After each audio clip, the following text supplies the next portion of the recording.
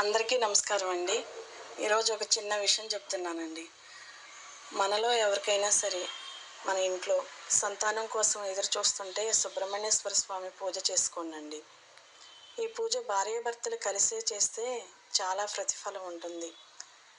ఒక దీక్షపూర్వకంగా చేయండి. ఇన్ని రోజులు మీకు పుట్టులో పాలు పోస్తావు నాయన, ఇన్ని ప్రదక్షిణాలు చేస్తావు నాయన, మాకు మంచి సంతానాన్ని కలగచేయమని ఆయన్ని వేడుకోండి. ఖచ్చితంగా ఆయన దీవిస్తారు. మంచి సంతానం కలుగుతుంది ఆయన అనుగ్రహం వల్ల. నేను ఇది 100% చెప్తానండి. ఎవరైనా సరే సంతానం కోసం ఎదురు చూసేవాళ్ళు ఒక మంగళవారమో ఒక ఆదివారమో అలా ఆ స్వామివారికి ఎవరు ఓపికని కొద్దీ వాళ్ళు అలా దీక్షపూర్వకంగా చేయండి. చేసేటప్పుడు ఈ పూజ చేసేటప్పుడు కొంచెం నియమాలు కూడా పాటించండి.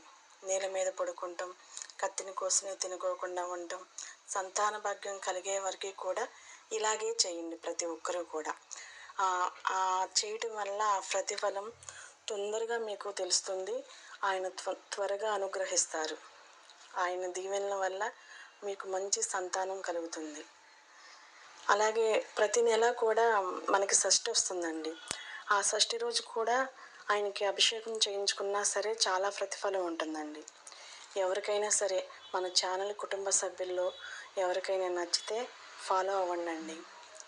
ఆ సుబ్రహ్మణ్యేశ్వర స్వామి దీవెన వల్ల మన ఛానల్ కుటుంబ సభ్యులు ప్రతి ఒక్కరికి కూడా ఆయు ఆరోగ్యాలు, సంతానం కావలసిన వాళ్ళకి మంచి సంతానాన్ని ఇవ్వయ్యా అని వేడుకుంటూ ఉంటానండి.